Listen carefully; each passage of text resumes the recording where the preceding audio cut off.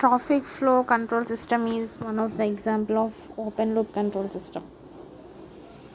So traffic flow control system అనేదాన్ని మనం roads మీద యూస్ చేస్తాం. అవి ఎందుకు అంటే to regulate the flow of current, అంటే ఫ్లో ఆఫ్ కరెంట్ని రెగ్యులేట్ చేయడానికి మనం ట్రాఫిక్ కంట్రోల్ సిస్టమ్ యూస్ చేస్తాం. సో ఆ ట్రాఫిక్ అంటే మనకి ల్యాంప్స్ అనేవి గ్రీన్ ఆర్ ఎల్లో కనుక చూపిస్తే అక్కడ ఉన్న వెహికల్స్ అన్నీ మూవ్ అవుతాయి. అదే అక్కడ ఉన్న ల్యాంప్ అనేది మనకి రెడ్ చూపిస్తే అక్కడ ఉన్న వెహికల్స్ అన్నీ కూడా స్టాప్ అయిపోతున్నాయి. సో ఇక్కడ రోడ్స్ మీద ఉండే ట్రాఫిక్ అనేది either it should be stationary or it should be moving. అంటే స్టేషనరీ కండిషన్లో కానీ మూవింగ్ కండిషన్లో కానీ ఉంటుంది. అది దేని మీద డిపెండ్ అవుతుంది? It depends upon the duration and sequence of lamp glow. అంటే మనకి అక్కడ ఉన్న డ్యూరేషన్ని బట్టి, అక్కడ గ్లో అయిన సీక్వెన్స్ అంటే ల్యాంప్ గ్లోని బట్టి మనకి ఆ ట్రాఫిక్ అనేది స్టేషనరీ ఆర్ మూవింగ్లో ఉన్నది డిపెండ్ అవుతుంది. So the duration and sequence so దీని మీద డిపెండ్ అవుతుంది. ఈ డ్యూరేషన్ అండ్ సీక్వెన్స్ అనేది మనకి రిలేస్తో ఆపరేట్ చేస్తాం. అండ్ అది కూడా మనం ఎక్స్టర్నల్ ఈ రిలేస్ అనే వాటిని రిలేస్తో కంట్రోల్ చేస్తున్నాం, డ్యూరేషన్ని సీక్వెన్స్ని. సో ఆ రిలేస్ని మనం ఎక్స్టర్నల్ పవర్ సోర్స్ అనేదాన్ని యూజ్ చేసి దాన్ని ఆపరేట్ చేస్తున్నాం.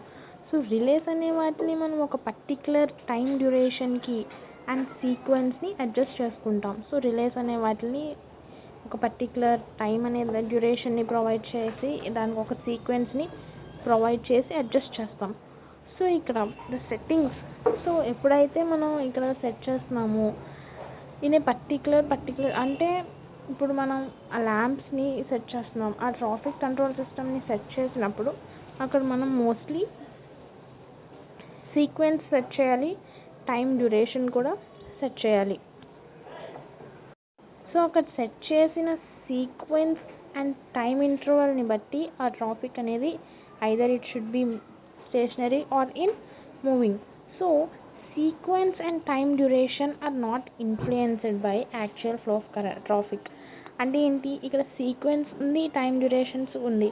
యాక్చువల్ ఫ్లో అంటే ప్రజెంట్, అంటే ఇప్పుడు ట్రాఫిక్ అనేది సమ్టైమ్స్ ట్రాఫిక్ చాలా క్లియర్గా ఉండొచ్చు అండ్ సమ్టైమ్స్ ట్రాఫిక్ అనేది ఎక్కువ ఉండొచ్చు. సో ఆ టైంలో అంటే ఎక్కువ ఉన్న టైంలో కానీ తక్కువ ఉన్న టైంలో కానీ ఈ సీక్వెన్స్ అండ్ టైం డ్యూరేషన్, ఈ యాక్చువల్ ఫ్లో ట్రాఫిక్ అనేది దీని మీద ఎఫెక్ట్ ఉండదు. So for example, during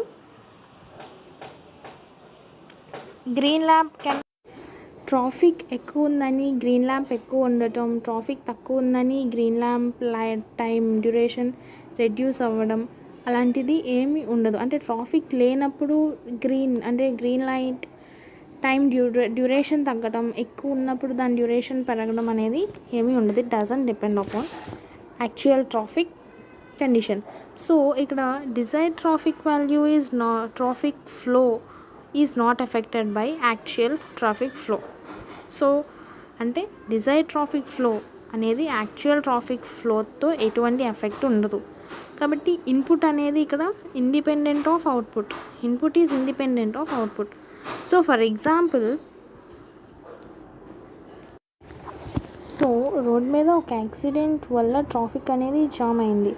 కానీ అక్కడ ట్రాఫిక్ జామ్ అవ్వటం వల్ల సీక్వెన్స్లో